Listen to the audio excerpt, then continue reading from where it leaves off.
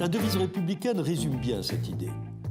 Liberté, égalité, affaire de l'État, fraternité, affaire du local.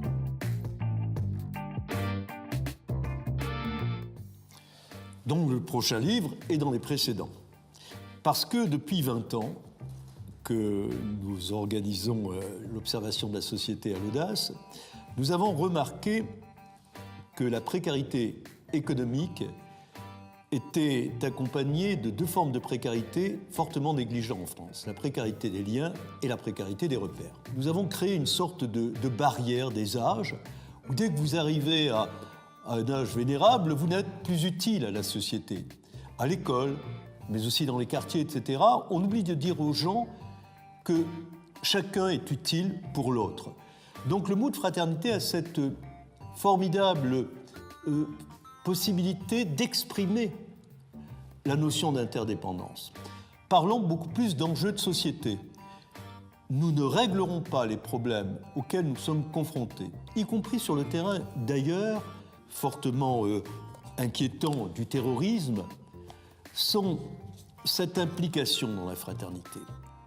Il n'y aura pas demain de sécurité sans fraternité.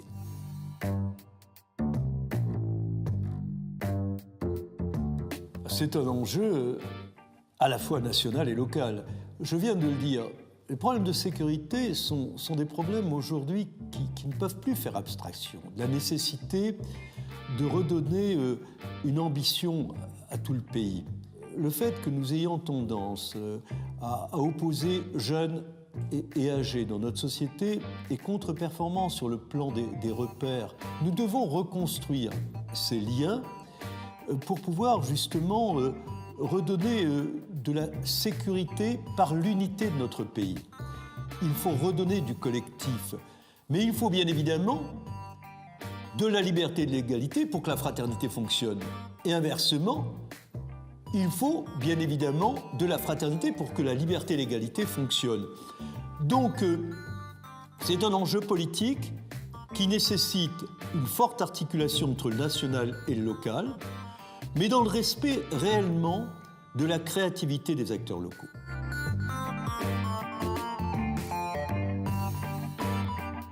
À partir du moment où l'on considère que c'est un enjeu politique, il faut nécessairement que les services publics donnent l'exemple.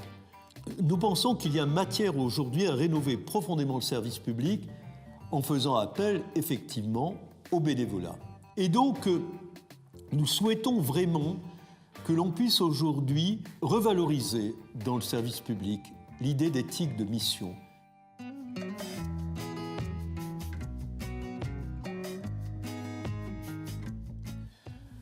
Ce qui est frappant en France, c'est la différence entre la manière dont nos dirigeants voient le pays et la réalité du pays. Vu de Paris, le pays paraît surtout un but de développement personnel, économique, matériel, sans que l'on prenne en considération une autre ambition de nos concitoyens, qui est l'envie de vivre ensemble. Pourquoi ne pas transformer tous nos espaces en déshérence dans les quartiers par des jardins de cocagne ? Or, ce qui est extraordinaire quand on interroge les jeunes, c'est qu'ils nous disent « Au début, on venait pour nous servir des machines, des artisans, mais maintenant on vient pour discuter avec ces personnes qui nous écoutent. » Celle qui me paraît la plus prometteuse, car elle prouve que la société française est capable d'une véritable révolution culturelle. Ce sont les journées citoyennes. Ça a été initié par un maire, notamment, en Alsace, et il a donc demandé à ses habitants, pendant une journée, de rénover les espaces verts, transformer une banque en maison de la fraternité, les locaux d'une banque. Et effectivement, on s'est rendu compte très vite que faire ensemble produisait du vivre ensemble. Nous pensons que la fraternité n'est pas une idée abstraite, mais pourrait être une idée extrêmement concrète, mais à 3 conditions. La première, c'est que la décentralisation soit réellement respectée dans d'autres pays, c'est-à-dire qu'on laisse une grande marge d'initiative aux acteurs municipaux. Et c'est donc dans ce dialogue que se joue la clé de l'avenir de la fraternité en France. La troisième obligation, c'est que chacun d'entre nous cesse de considérer que quand il y a des difficultés, elles sont nécessairement imputables à un adversaire. elles sont d'abord et avant tout imputables à chacun d'entre nous.